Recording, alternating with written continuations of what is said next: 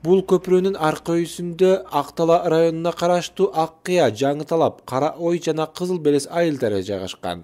Көпүрөнүн тирөөчтөрү улам чөккөн сайын бул айылдын тургундары тынчсызданууда. Анткени алардын наркы жээктеги Нарын шаары жана район борбору Баятов айылы менен байланышкан турмуш тиричилиги басаңдап калабы деп кооптонушууда.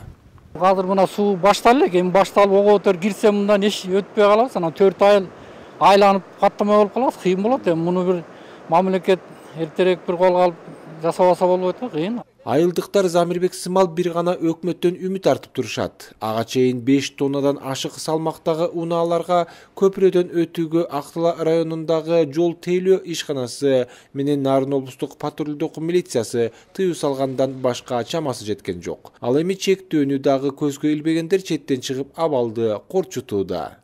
Мисалы үчүн бирден бир көрүнүш тосмону тоскоолдуктап келип койсо, ошо чечебиз деген ойдо кылышкан окшойт. Тиги чыгарганга аракет кылышыптыр. Бирок азыркы учурда мына дептин кызматкерлери ошол жерге бекем бурамалар менен бурап бекитип койсо, уже тоскоолдуктар жоюлат.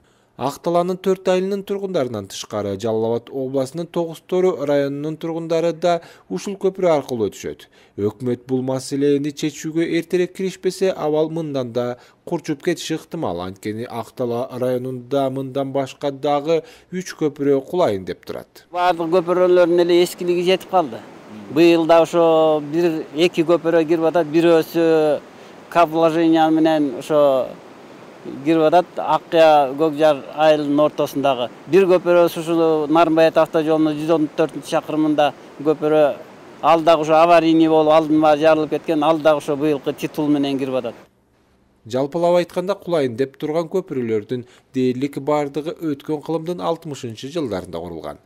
Ошондон бери бири дагы капиталдык ремонттон өткөн эмес. Ошондуктан быйылкы жамгырлуу жазга туруштук бере албай бардыгы жапырт керектен чыгып жатат. Райондогу мындай көпүрөлөрдү атайын түзүлгөн комиссия текшерип чыгышты. Анын жыйынтыгы кандай чараларды көрүүгө багыт берери көпүрөдөн коркуп турган элге белгисиз. Мирлан Кадыров, Азаттык, Нарын облусу.